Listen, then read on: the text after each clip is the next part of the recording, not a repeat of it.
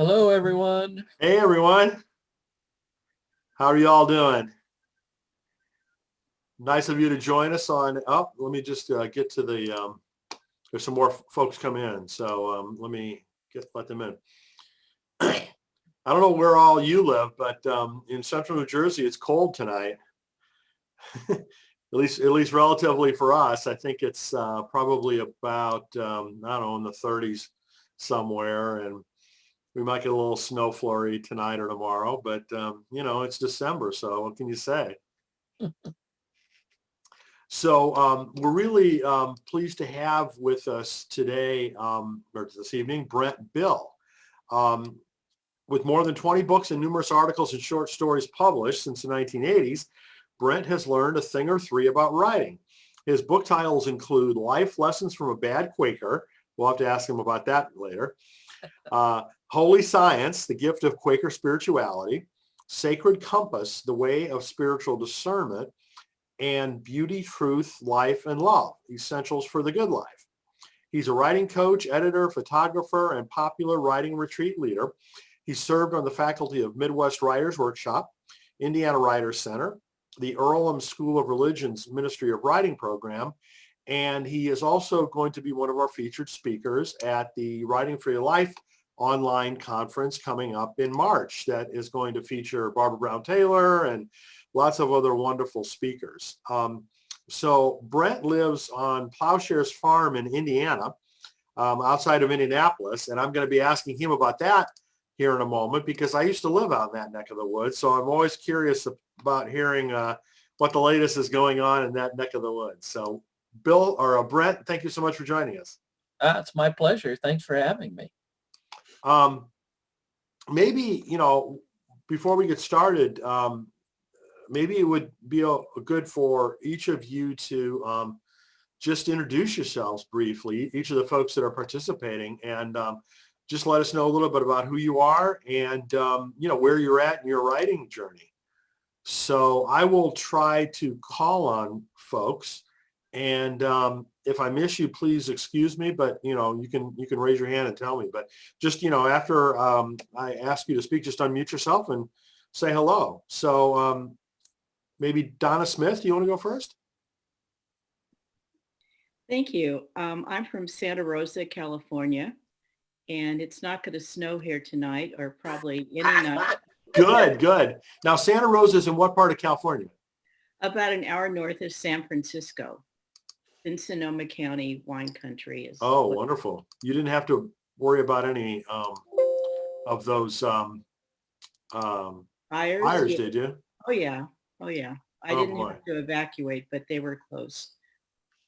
Okay. So, well, I'm glad that you made it through okay. And I'm here tonight because I've been enjoying Brent's writing for a long time, and I just wanted to hear him talk about it. Good. All right. Thank you, Donna. How about Hillary? Hi, Hillary. Hi, everyone. I'm Hillary Livingston. I live in Delaware, and it's a little chilly here. I attended the Writing for Your Life online conference this fall, so I'm kind of taking baby steps to get more into. I've done different kinds of writing throughout my life, but would like to work toward writing something substantial and maybe getting published. So I'm kind of taking baby steps toward that, and excited to hear the discussion tonight. Good. Well, thanks for joining us, Hillary. I mean, most of the folks that are part of the Writing for Your Life community are early stage writers. So, I hope you feel at home in that.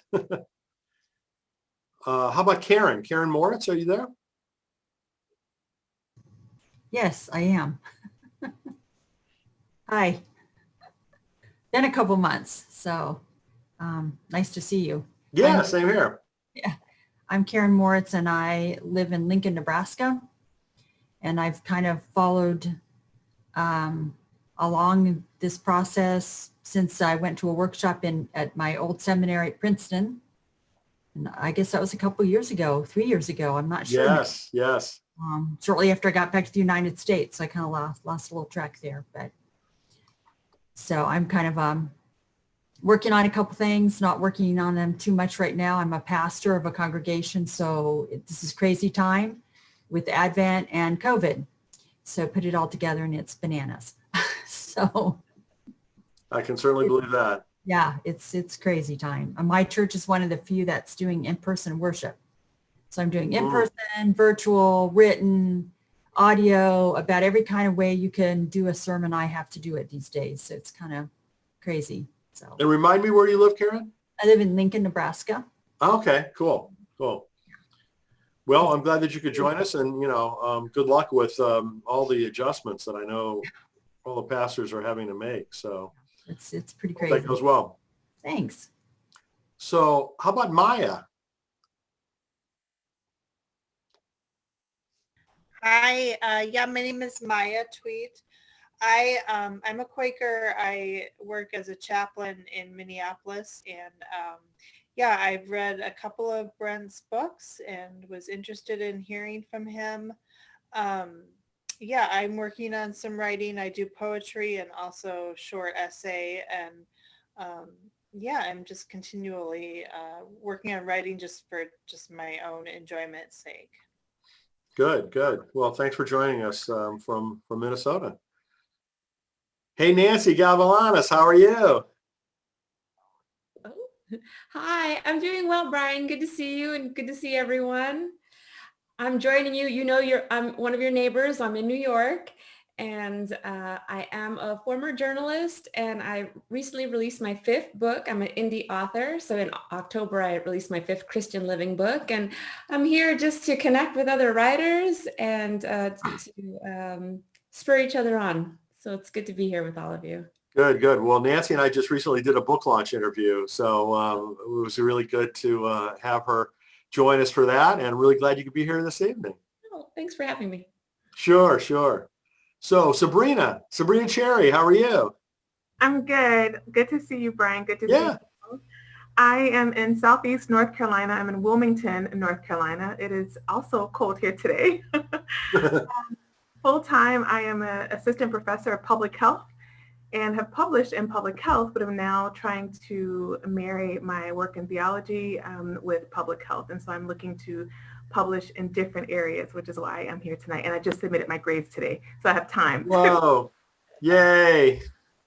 That's a watershed event every year, isn't it? Done with it. So hi, it says Naomi. And I know that's not Naomi. Hey, Brian, it's Ayan. Diane. Yep, my name says Naomi, but I forgot to switch it over. How you doing? I'm good. Hello, everybody. So I'm out in also New Jersey, not too far from Brian. I'm on McGuire Air Force Base. My husband's in the Air Force. I used to be in the Air Force, but I got out. We have 3 kids, and I'm a wife and a mom.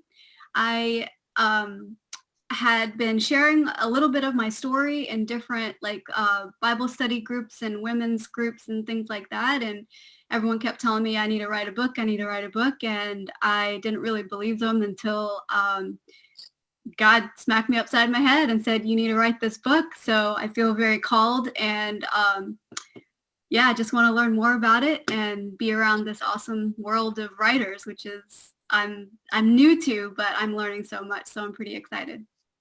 Well, for those of you that don't know Ayan, you should get to know her. She's got an amazing set of stories.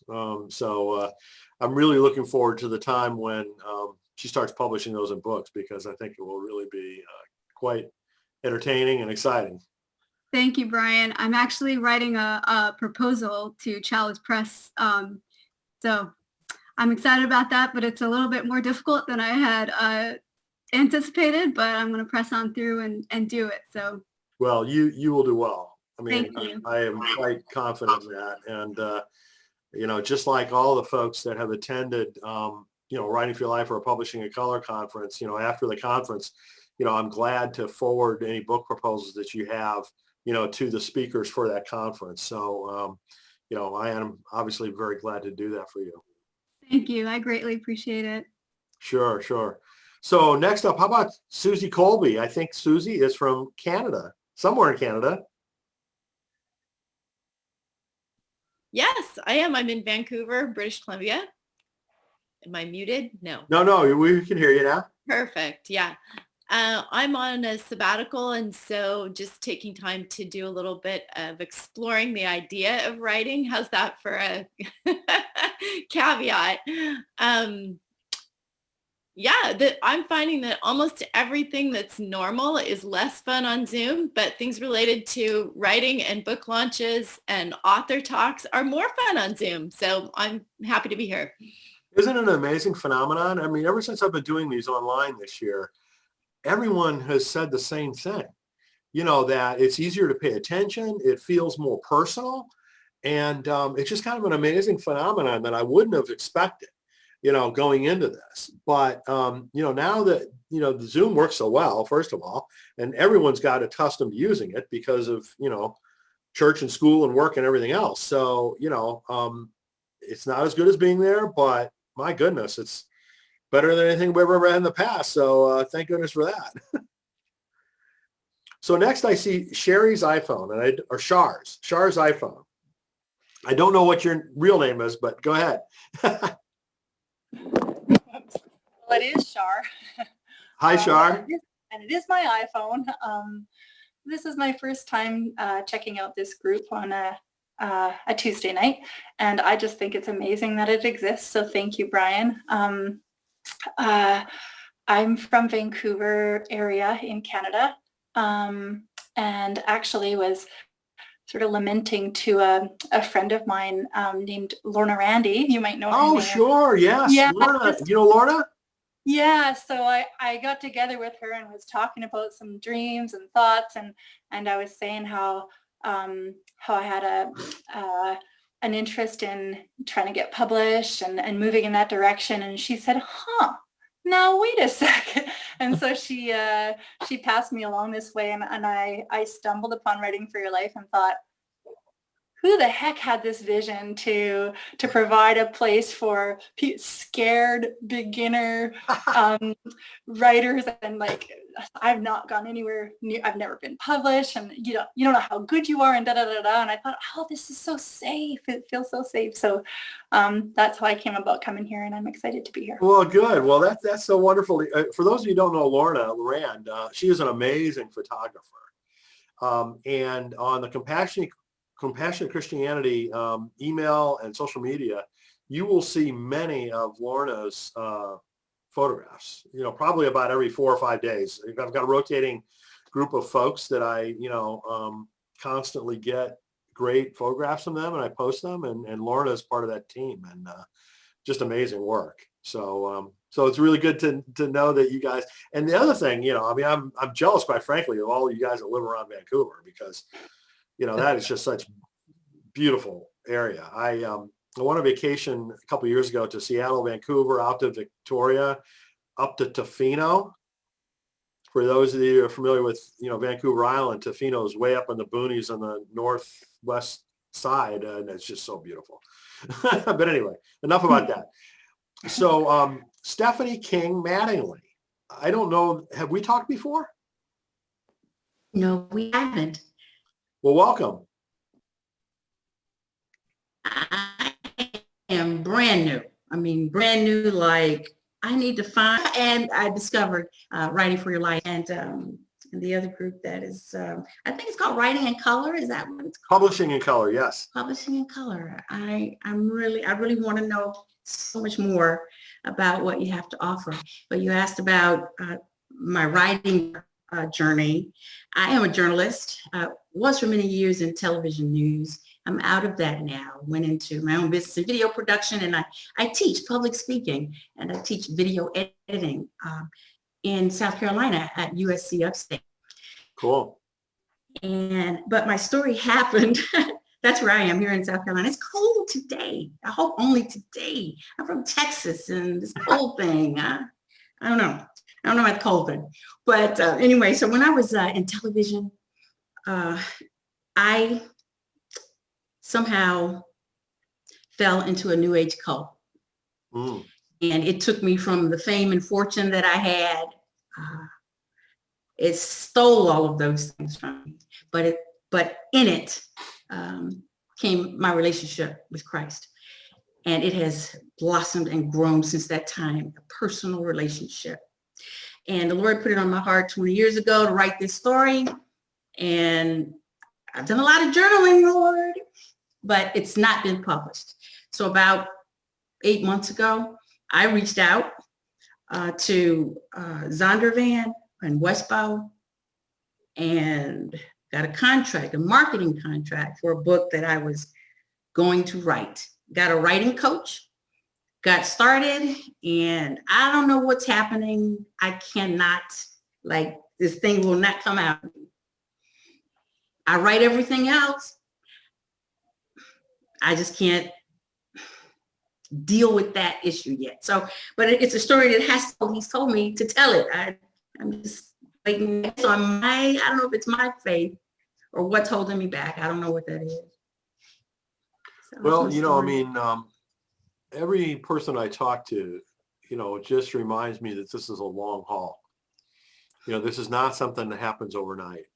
And, you know, I'm anxious to hear more from Brent in a minute about this because, you know, he's been at it for quite a while. And, you know, it's one of these things that takes an amazing amount of patience and perseverance. And so, you know, that's my first piece of advice is just stick with it and it'll happen.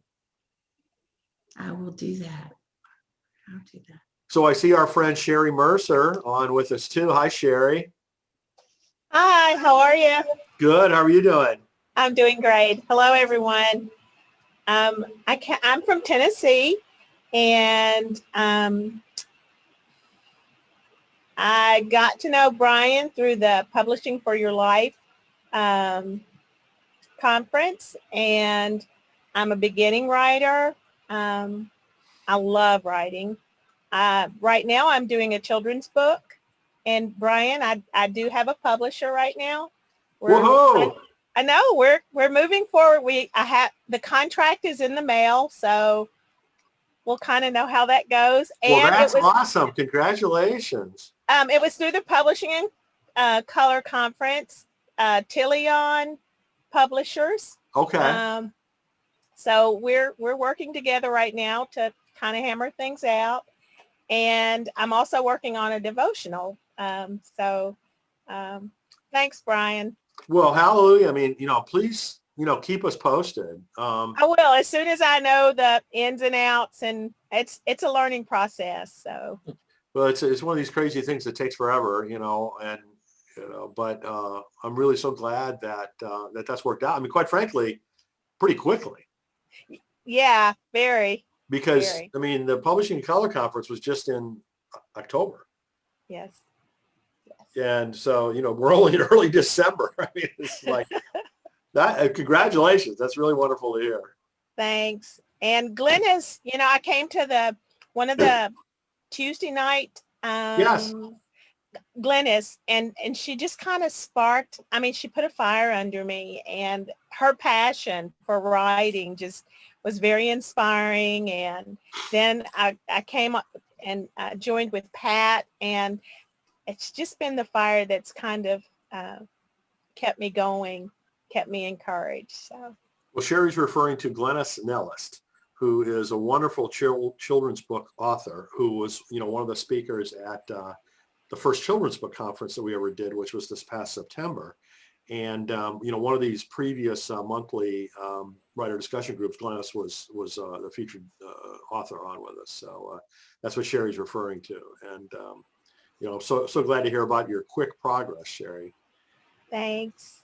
You made it possible. I appreciate that. Well, no, I'm just a facilitator. This is just a wonderful facilitator. Well, thank you. That's just, you know, I'm just so glad when things work out for folks. Yeah. So and the wonderful scholarship too. Thank you for that scholarship that made it possible for me to be able to attend. So. Well, good. Like I said, keep us posted. I will. With the progress that you make ongoing. Thanks. So next I see Leanne Sinclair. Hi.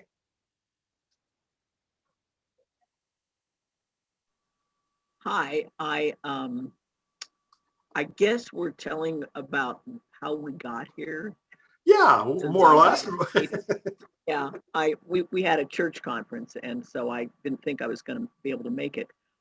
There's an irony, I guess. We've been using some of your interviews in my Sunday school class. No. Yes. Well, good for you. Which ones? Oh, I can't tell you because we've jumped around quite a bit. And this is a bit embarrassing.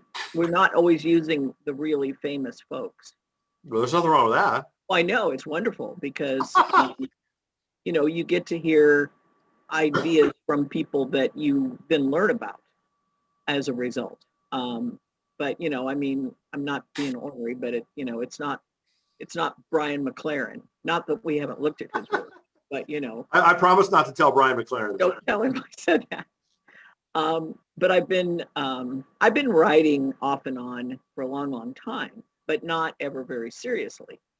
And so I thought, well, isn't this an odd serendipitous God incidents kind of, you know, experience that you would be connected through learning more about your faith journey through this group that is connected with writing. And so just where this is going to go and how it's going to unfold, I don't know. But we'll see. And Brent, I just want to tell you, my aunt went to Earlham. Oh. I'm looking people up as you're talking. I find this out because we were Hoosiers. So anyway, but you know, what I've been finding through Zoom, it was interesting that you said this, is that you meet people and you make connections with people from all over the country in some cases, or from Canada as well.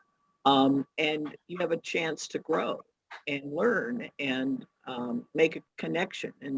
And so this is my first evening. So that's why I'm rambling as I am. Well, you know, I mean, when you remove the geographic restrictions, right? You know, I mean, it's just so huge to be able to have, you know, relationships and interactions and learning and everything else with folks, regardless of where they are, basically, as long as they're connected to the internet. It's just an amazing phenomenon. And I think, you know, we're only, quite frankly, scratching the surface of, you know, benefiting from that. So really glad that you could join us, Leanne. And for those of you who aren't familiar, there are several different interview series that I've been doing, some of which are ongoing. When, you know, I was supposed to have 7 in-person conferences this year originally. That was my plan. And of course, all those went away. So, you know, I've been doing some online, but in addition to that, in March, I started this one series called Reading Hope in Trying Times. And, you know, the idea was to do interviews with all these author speakers who were supposed to be speaking at my conferences and no longer had anything to do, so to speak. So we did 78 interviews between March and June that were part of that series. And then I did another interview series leading up to the election. It was called Faith, Hope, and Love During an Election. And Jennifer Grant and I did 44 interviews for that. And I haven't announced this publicly yet, but I'm going to be doing another interview series starting soon that's going to be called How to Heal Our Divides. And I've been thinking about this for a while because I thought after the election, it's like as polarized as this country is and as profound as some of these divides are that we have to deal with, you know, it's like, okay, we've got to start talking about this more. We got to start addressing this more. So in this case, not only is it going to be a series of interviews, you know, video interviews like I've been doing, but it's also going to be a book. So I'm in the process right now recruiting, you know, folks that are parts of organizations that are taking specific actions about how to heal different divides.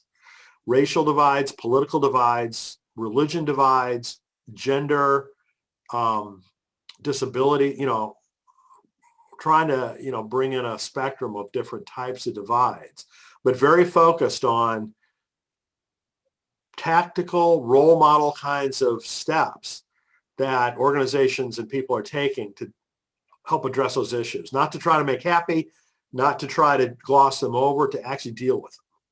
So this is yet another big experiment. We'll see how this goes. But, for those of you that know me, I've never written a book. I'm not a writer, but I'm going to do a book, and I'm going to recruit a bunch of my friends to, help me do it. So anyway, stay tuned for that. Okay, we've got a couple more folks here. I see Elizabeth Green. Hi, Elizabeth. Can you unmute?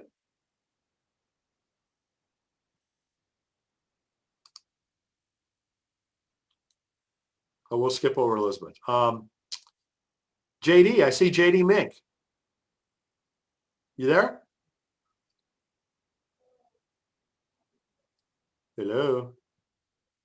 Well, I know there's some folks that are on, but maybe, let's see, who else have we got? Patrice Gerardo. Hi, everyone. Hi, Patrice.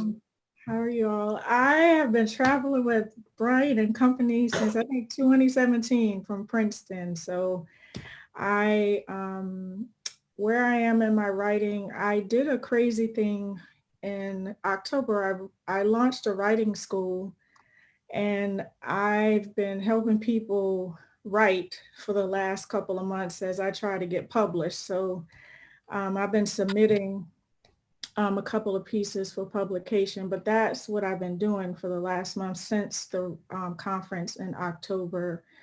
And it's interesting that people actually want me to help them become writers. So I just got another client tonight, and I had to tell her, well, I can't call you. I have my group, my tribe of people that I meet with once a month. So that's where I am. Just grateful to Brian for encouraging us to be who we're called to be as writers. And I will definitely let you know if I get something published, Brian. Yes, absolutely. Please do. I mean, for those of you who don't know, I do book launch interviews, with folks, particularly folks that are, conference alums, and so anytime, that happens, please let me know, and we'll help you get the word out about your new book. All right, cool. Good. Good to see you, Patrice. Sabrina Darnowski, are you there? I am, but my microphone is usually very bad quality, so I'm going to post in the chat. Okay, good. No problem at all. How about Elizabeth? Are you able to talk now? Okay, no problem. It's not a mandatory thing by any stretch of the imagination. So anybody that wants to participate or listen in, that's perfectly fine. So Brent, I kind of did a really brief introduction of your work, and I'd really love to have you share with folks a little bit more detail than what I was able to provide to start with. Well, as Brian said, I've been writing a long time. My first book, this is the first book I had published, Rock and Roll, Proceed with Caution, 1984. I got my friend Noel Paul Stuckey from Peter, Paul and Mary to do the forward. So I think that's what helped it sell more than my writing. But I've been writing ever since. And I've written everything from a series on media that started with rock and roll, and then did a series of light humor devotionals for youth that started with a book called Lunch is My Favorite Subject, and went on up through. And then in 2004, I began to shift my writing style. I wanted to be something a little more, I'm going to write more from my heart instead of just my head. And I began a series of books based on Quaker spirituality for people who aren't Quakers. And the first one was Holy Silence, about learning to carry the gift of silence and stillness with us through daily life. Another was on spiritual discernment. That was Sacred Compass. Another one is Beauty, Truth, Life, and Love that was just out recently. And I've co-authored a number of books with other folks. One on prayer called Finding God in the Verbs, about how language influences how we pray. I did that with my friend Jenny Isbell. And then another one on body, how we can use our five senses to experience God, called Finding. Now, of course, I'm old, so my mind goes blank. I co-wrote that with Beth Borum, but it is on. Donna, what's the name of that book? Donna's read all my books. I have it. It has a lovely parrot on the front of it. Yeah. It was originally supposed to be The Art of Faith, and then we changed the title around. And then I have a new book. Finding God in the Senses, but that's not it. That's No, yeah. Awakening the senses. Yes. Awakening the senses, finding God in our five senses. And then my newest book will be out sometime next year. It's called Hope and Witness in Dangerous Times. And it's about, its subtitle is Lessons from the Quakers on Blending Faith, Daily Life, and Activism. And when I started writing it, I had no idea how dangerous, the times were going to be, actually, with the pandemic and all the civil unrest in the United States and around the world. So it'll be out next spring sometime. Good. Well, that's quite an armada of impressive books that you've written and published over the years. So congratulations on that, all that accomplishment. One of the things I'd like to ask, you've seen a lot of the folks here are relatively early stage writers, right? So could you tell us a little bit about who the different publishing houses are that you have published with and kind of how some of those came about? Yeah, I published with a whole range over the years. The smallest one is a little press called Friends United Press. It was a little Quaker publishing. The official name of Quakers is the Religious Society of Friends. So there are a couple Quaker publishers, and one is Friends United Press, and it published a book of mine on an obscure Quaker who was important in history, but everybody'd forgotten him because he was so outrageous. And probably rightfully so, they'd forgotten him. But Paraclete Press is one of my publishers. It's a smaller press based out of Cape Cod, does some really fine spiritual books. They've done 4 of my books so far. They've been delightful. I've worked with InterVarsity Press out of Chicago. Again, another international publisher, a little bit larger than Paraclete. They do super work. I've published with Abingdon Press, which is the United Methodist Publishing House. I published, the new book is with John Hunt Publishing in the United Kingdom. They're also, they distribute worldwide, but that's a publishing house. They have a Quaker series that they're doing, again, informing people who aren't Quakers about Quaker life. So there's a series called the Quaker Quicks. They're short books, a little over 20,000 words. And Fleming Revell was the first mainstream religious publisher that I published with, and they did 6 of my books. Wow. Boy, that really is quite an eclectic group then. And I've done it all without an agent. So. That was the next question I was going to ask you. Yes. No, I've never had an agent. So you've just queried these folks directly? It's tougher nowadays. The rock and roll book went in basically, as I used to say, over the transom. But I've attended lots of writing conferences over the years, and I have lots of friends who are writers. So writing conferences, One that I've attended fairly regularly over the years is the Festival of Faith and Writing in Grand Rapids, Michigan. And that's probably the largest. It is huge. You know, there's like a there's couple over thousand, 2,000. couple thousand people that Yeah. attend that, you know, every other year when they have it. And they've had to cancel it now, you know, 2 years in a row, 2 like the years in a rest of row. us. But Yeah. but yeah, that's quite an event.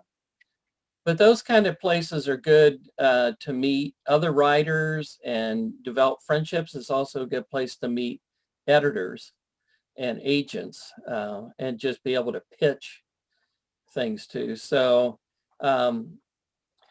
my book, Holy Silence, that Paraclete published, grew out of a pitch at the Festival of Faith and Writing, actually, I got 10 minutes with an author or an editor at Waterbrook Press named Lil Copan. And I pitched her this idea, and at first she told me she hated it, but she liked me. So a couple of years later, she approached me about writing a book on Quaker silence for people who aren't Quakers. And that book was in print at Paraclete for over 10 years.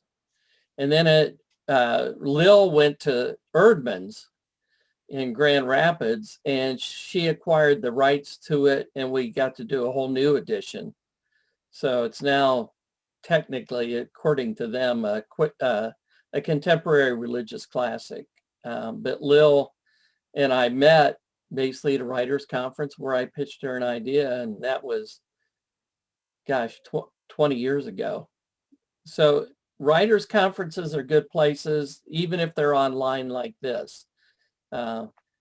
For people in the Midwest, a really good one is the Midwest Writers Workshop. And now that they're doing things on Zoom, doesn't matter where you live, you can sign up for those sorts of things. So, you know, the Writing for Life is an amazing one, and Publishing in Color.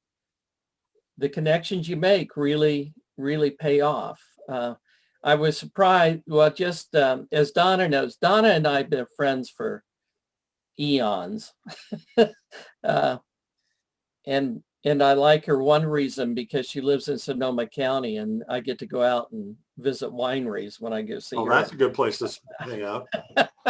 Plus, she sets up all kinds of book gigs for me when a new book comes out up and down the Northern California Bay Area. So, maybe Donna, we need to figure out a venue in Sonoma County to have a writers conference, and we'll all come out there one time. Yeah. She's good at setting that stuff up. In a year ago, November, when Beauty, Truth, Life, and Love came out, I went out for 6 days, and she had 5 events in 6 days. So set up for me. So for those of you who don't know Lil Copan, that Brent mentioned, she is a outstanding senior acquisitions editor in this industry. She's been around at quite a few different publishing houses as Brent. She was with Paraclete, Erdman's, and now she's with Broadleaf Books, which is what used to be the Fortress Press trade group, headquartered out of Minnesota, but they're doing outstanding work.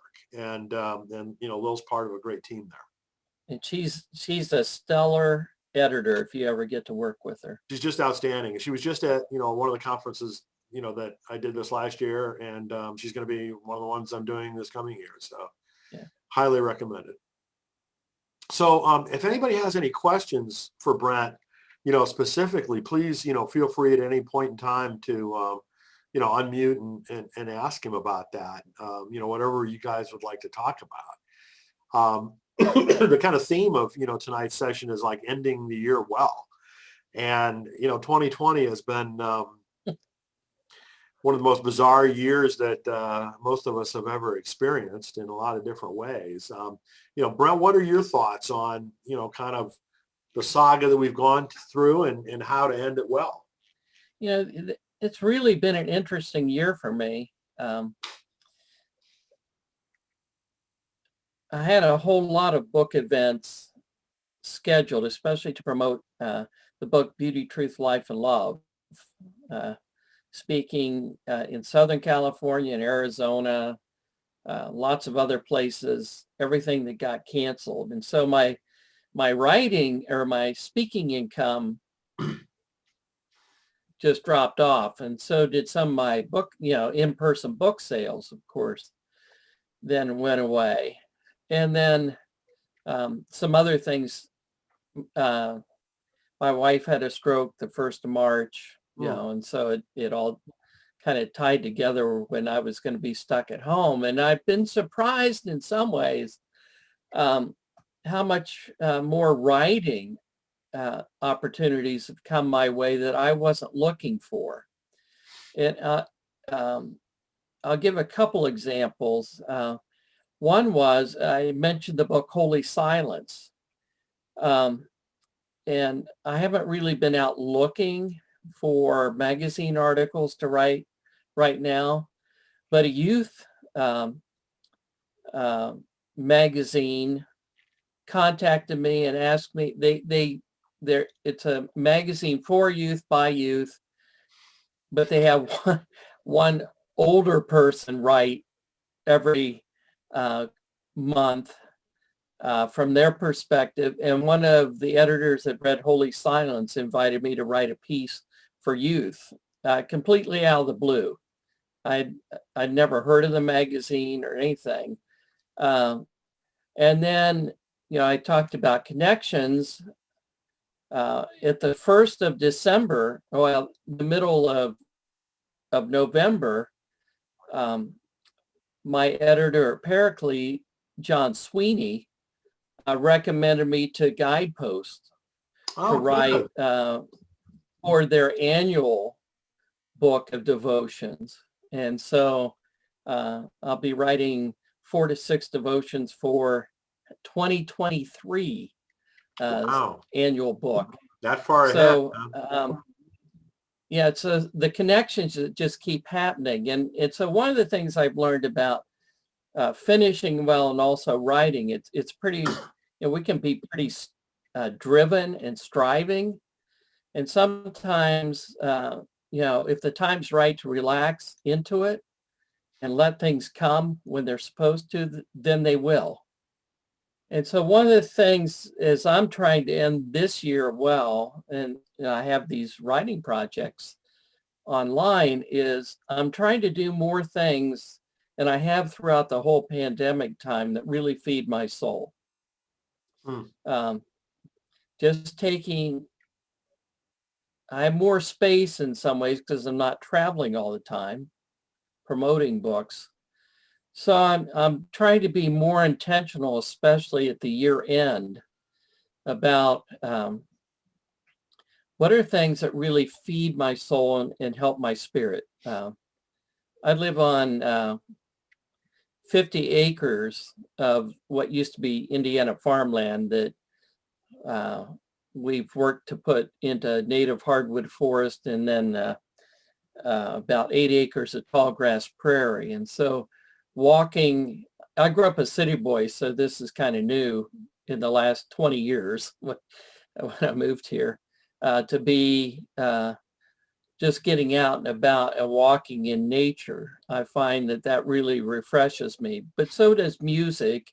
And then actually taking time to read something that I'm not writing, and to read out of the genres that I write in. Almost all my writing's nonfiction. So something I learned years ago is if I read nonfiction while I'm trying to write nonfiction, I tend to pick up the other readers' voices or writers' voices. They get in my head too much. And so I read a lot of fiction because I think fiction tells a lot of truth. I'm not very good at writing fiction. I've had a few pieces published, but fiction always is about telling story, and it reminds me that my nonfiction needs to be about story. And so how can I paint pictures and invite people into the story without... Lil Copan gave me some really good advice once.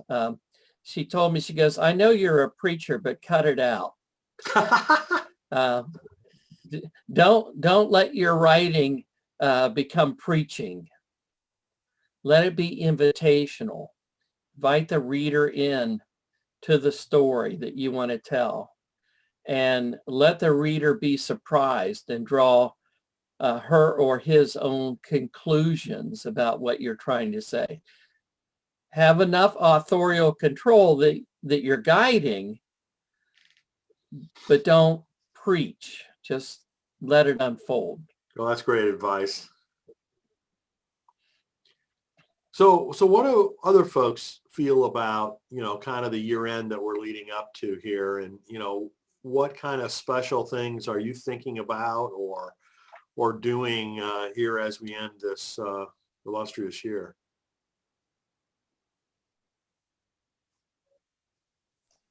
May I speak first? Sure, of course.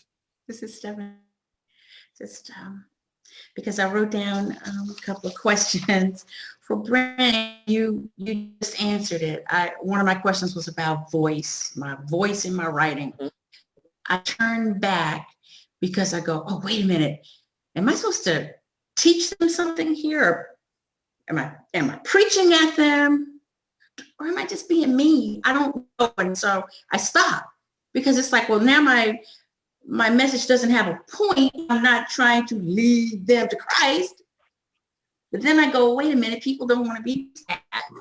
So I don't really know how to fall in that spectrum. Do you have any thoughts about that? Yeah, I do actually. I mean, one of the things that, and I was even talking about, I talked about how I changed writing styles and genres over the years. I started out with media, then I did light humor, and then I went in this little bit deeper spiritual direction. But when I went there, right before I began the series that seemed to go on since 2004 till the present, is one of my favorite writing books is On Writing Well by William Zinsser. I don't know if you all know that book, but yeah, I mean, that's actually one of the ones that we have on our recommended list on our website. Good. And as Brian said, I used to teach at Earlham School of Religion, which is a Quaker theological school in Richmond, Indiana. And every year they have what they call the Ministry of Writing Conference. And it's a small, generally 100 to 150 people in the fall. And our very first speaker was Bill Zinsser. And at that conference, Bill Zinsser said that spiritual writers should be tellers of good stories. He says there's so much negativity in the world that we need to be teller of good stories. And I mean, we can't tell hard stories, but there's got to be some good news in it. And so that idea of a good story to me is not preachy. A good story can be instructive, but it's instructive in that you tell your story and let the reader discover his truth and themselves walking along. So the voice I decided to use at that time was to have the voice of not being an expert. I was going to write as a fellow pilgrim. Somebody was making his way, however badly I do it, towards the face of our loving God. And so I was just going to write as a companion on the spiritual way. And I would tell my stories, and I tell a lot of stories in my books, as Donick and others who've read them can tell you that. It's pretty much that. And when I want a really expert voice, I tend to use, I quote experts then. Like Rilke or Bart or whomever who's really deep, because mine is just a real conversational tone. And That's been one of the things where my writing's been praised. And I'm not trying to say that bragging. The highest compliment I got as a writer in a review was, it's like a neighborly conversation across the kitchen table. And in my workshop, and I'll be doing the workshop for Writing for Life. It's called Writing from the Heart. And I talk about how we connect with our writer's voice. That is that. And what's our conversational voice, that if you and I, Stephanie, were sitting there here talking and you were telling me your story, how is that the same or different than what you read in your writing? And I think it's good to strive towards, because if it sounds like writing, then it probably won't connect with a reader. But if it's just your conversational voice, it will connect. And you talked about you get stuck a little bit, because it sounds like you have a difficult story to tell, an important story, but it could be difficult. And one of the things I remind my writing class students is, just write it at first. Don't worry about a finished product. Don't worry about what it says. Get it out. See what's there. Because you have what's called authorial control. And that means eventually you decide what's made public. So you always get to edit it, That makes sense. And that was a lesson again that Lil Copan helped me, because in writing Holy Silence, she was going, you almost reveal yourself sometimes. And as a Midwesterner, we don't reveal ourselves, It's just like, who are you to be anybody, or, to share your feelings? And so she encouraged me to do that more and be raw in my drafts, and reminded me that doesn't mean it'll be made public. I get to decide, but it's still, my writing's much more personal because of that. But so just be brave and be bold and get it out, and then let what you've written shape the final piece. Thank you, Brent. Sure. So I see Patrice has got her hand raised. Patrice, you want to unmute and ask a question? I just have a technique for Stephanie. My first memoir was about a lot of difficult material, and what I did in some parts of it is I literally turned on, well, I have an iPhone, you may have an Android. I just recorded it. I just spoke it out and worried about transcribing it later, because I couldn't put the pen to paper or fingers to keyboard, but I could talk about it. And sometimes I would call my aunt, who would just listen to me talk, because sometimes you want to talk to someone else. But I had my phone recording my side of the conversation, and she would ask questions to kind of draw out the story more, because some of the parts she knew about. So that's just a technique, just an offering. Very cool. Thank you so much. I appreciate it. Yeah, I see Shar raise your hand. Shar, do you want to talk next? Well, two things. First, I don't want to stray from what your original question was. So in terms of finishing the year off well, I think I'm a teacher, so I was able to write a lot through the summer, and then hadn't written anything until this week.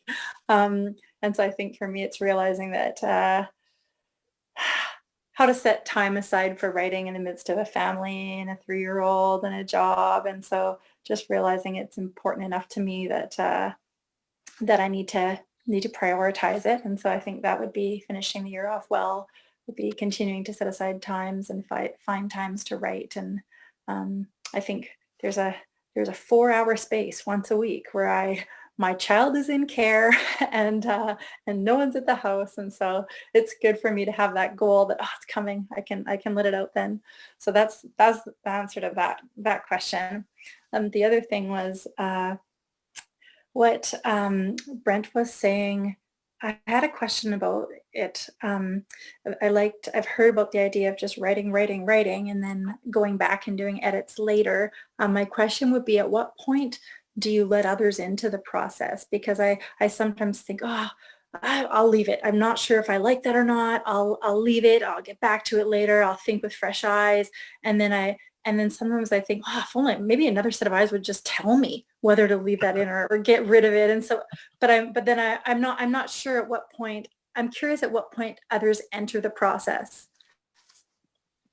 Well, for me, it's generally later than sooner. I run ideas by folks, or maybe small sections of a story or something. But I really have to get it all out first and see what's there and start putting some form to it to see how it flows. And then I have 2 or 3 folks, most of whom are writers, one of whom is not. Well, Donna, who just left because she had to go to another meeting. But she's one of my readers after I've really got it out, because for one, she knows my voice, so she can tell me when I'm losing my voice. And also she knows she's reading as a non-writer, and so if she doesn't understand it, she points out stuff like, I don't get this part. You need to either amplify it or make it clear, because I don't get what you're meaning here. But those are, for me, generally at the end, because too soon, too much advice spoils it for me. I start second guessing too much.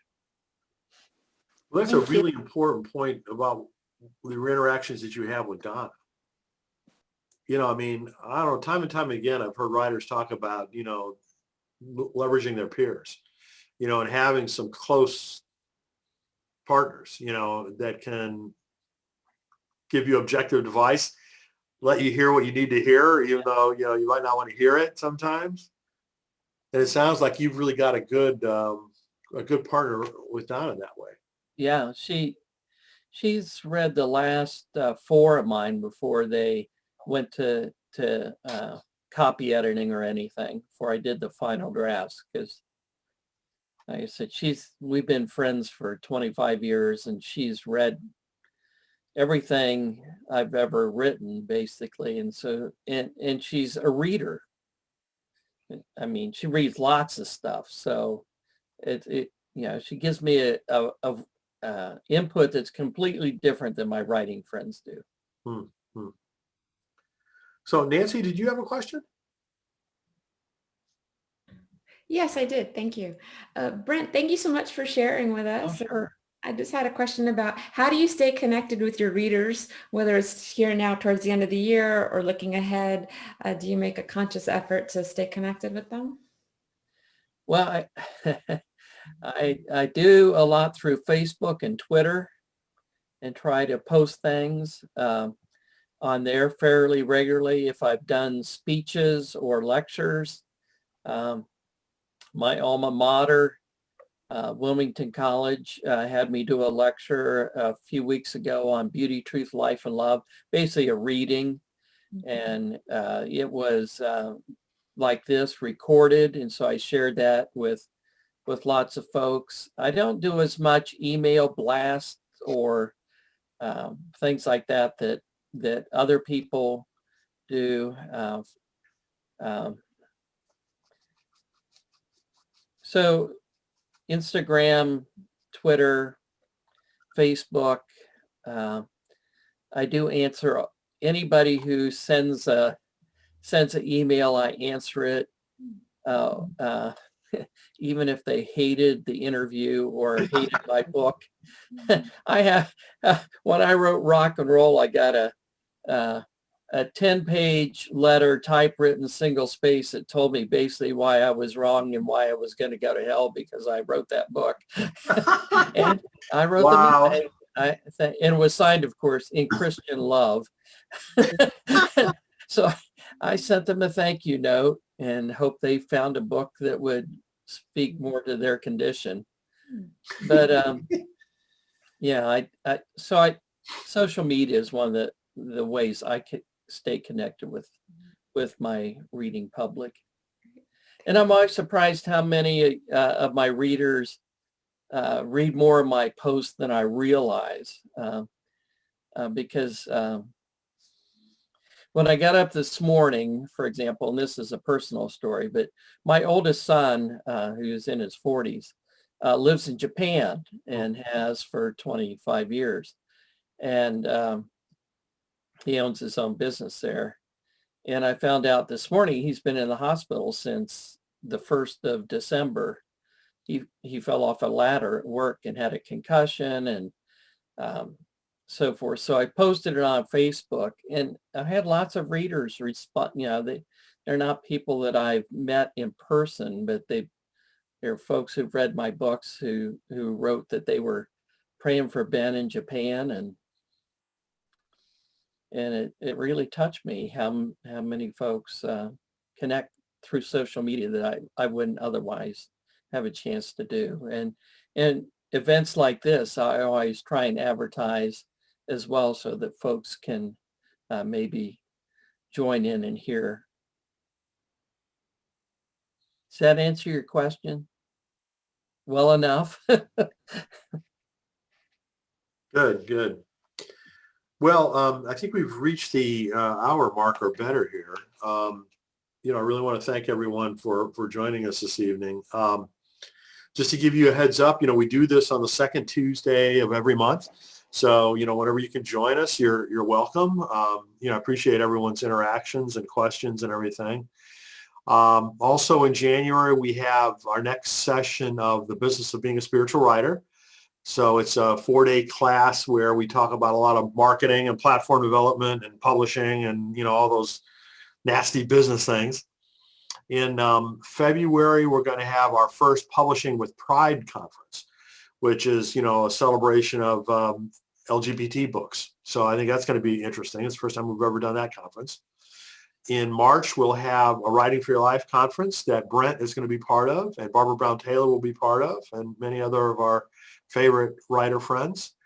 In April, we will have the next online Publishing in Color conference. And, that is a conference expressly intended to foster relationships between writers of color and people from the publishing industry. And then the next one after that in May will be another Christian children's book conference. That'll be the second one of those that we've ever done. The first was this last September, which is so much fun for any of those that are interested in children's books. I mean, my goodness, that group of authors is just so amazing at how they support each other. I just was really blown away about that. So anyway, so that's kind of the lineup. If there's any ideas that you have, suggestions that you have, please just shoot me an email. I'm always glad to talk. Encourage your friends to come to these and some of the other events and anything else that we can do. Leanne, you had a question? Yeah. Could you talk about, are you really going to go to Italy in September? Well, we'll see. I hope so. What Leanne's referring to is an Italian retreat that we had originally planned to do this past September. Tony Jones and I are going to be leading it, and we postponed it till September of 2021. I'm hoping that by then, we'll all be vaccinated and international travel will be allowed again and, or safe again, all those kinds of things. But honestly, I don't know, until we get closer as to whether or not we'll be able to pull that off. But number one, I hope so. And number two, if we don't, we'll just postpone it to the next September or something like that. So I wish I could give you a definitive answer, but that's where it stands right now. And if anybody wants to contact me, you can reach me through my website or on Facebook, Brent Bill. I promise to respond. Well, Brent, thanks so much for joining us. It was really, a pleasure to spend time with you and, everyone else. I hope it was helpful. Thank you so much for joining us. And as I said, please feel free to reach out if you have any ideas or suggestions or questions. But otherwise, have a great evening, a great rest of the week. And if we don't talk to you, have a wonderful Christmas. Yeah, holiday blessings on you all. Yes. So bye for now. Take care. Thank you. Thanks both. Bye. Thank you. Thank you, Brent. Great. Sure. Thank you. God bless.